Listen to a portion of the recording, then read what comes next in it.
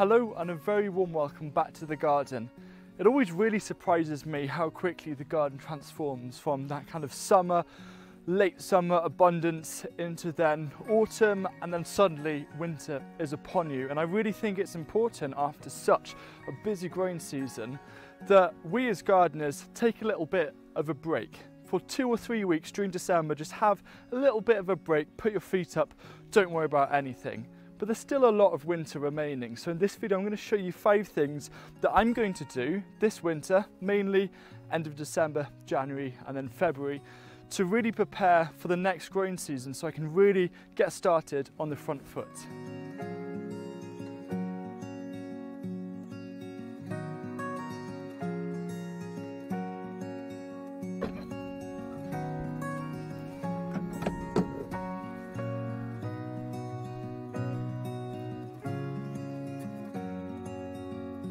For me, a big part of gardening is about looking at new things to try out and grow every single year. This is because I always believe it's important to challenge ourselves and push ourselves outside of our comfort zones and have something really exciting to look forward to, almost like a project. Now, this really started with me when I first grew oca, which is also known as New Zealand yam. In fact, this is by far the best crop I've ever grown, because before we've grown them actually in tyres, and we had some spare ones, and I thought plant them out in a raised bed here, and look how amazing this crop is. I am so excited. And I think it's really important that we look for the more unusual things because it's something different. It's really important to spice things up every single year.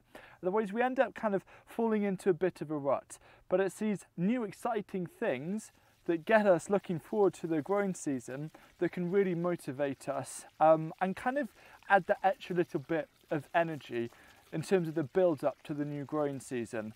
So as a goal, you should try and find 3 new crops to grow every single year. And don't worry if they don't grow. My loofah's failed this year, but I'll just try it again next year. And it's always a joy when it actually turns out a success.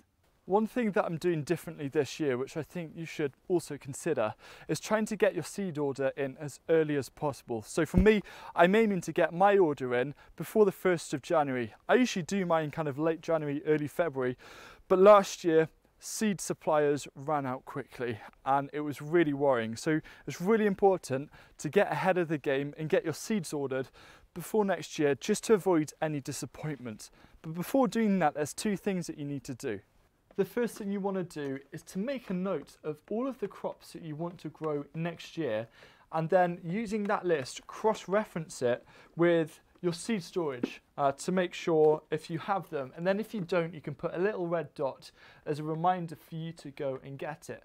Now, one more thing I just want to quickly add: when you are ordering seeds, it's really easy to stick with the varieties that we know and we trust, and by all means stick with them. But with a few crops, try and find a completely different variety as well to grow, because not only are you going to be trying new crops, you're going to be trying new varieties. And you may find that there's a variety that outperforms the standard variety that you grow every single year.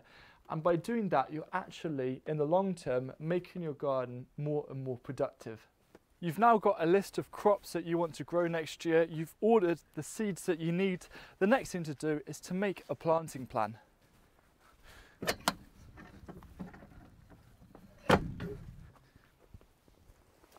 It's hard to imagine, but this is where the season starts for us. Now, it has since been abandoned. This is our propagation area, and it's something that we're going to actually be redoing and re-extending during this winter. But one of the things that you really have to do in order to have good efficiency next year is to make a planting plan. Now, I do love intuitive gardening, but I am going to be doing a hybrid this year. About 70% of the garden is going to be planned. The other 30% will just be open space for me just to do whatever I like. But for me, I feel that a planting plan actually acts as a gardening assistant, especially if it's a detailed one. Now, you can do an annual planting plan, and that will just show you roughly what's going to be happening and what's going to be planted in a single growing season. But what I like to do is to do a month by month planting plan, because this really is my personal gardening assistant. It helps me see and track exactly what is going to be happening every single month, so I can look ahead and make sure that I'm not going to miss out on planting anything or harvesting anything. It really does keep me in check. It holds me accountable, and that's often what I need. I did a video earlier this year actually that outlines the kind of core principles of doing a monthly planting plan, and so many people have found it useful. That's one of the things where I've had the most messages from people saying how effective it's been. So if you want to understand the basics of creating a monthly planting plan, then there'll be a video popping up just here.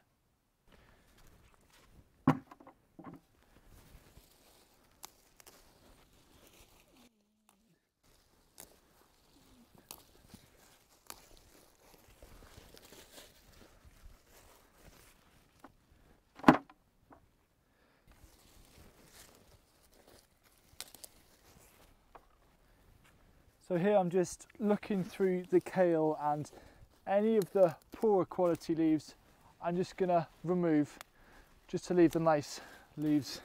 And we've been spending this whole growing season focused around plants, for example kale and whatever else. There isn't too much left in the garden, and that's actually a good thing, because with the bleakness of winter it allows us to look at the garden more clearly in terms of the actual infrastructure.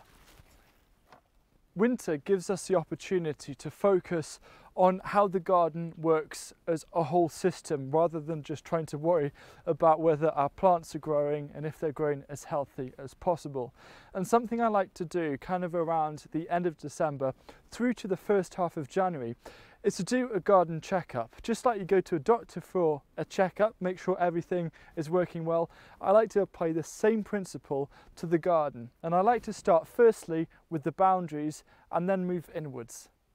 The goal with the garden checkup is to simply prevent as many problems as possible arising at the start or during the next growing season. It's time to have a look closely at everything, all of the elements that contribute to us having a successful garden, to make sure they're all in check.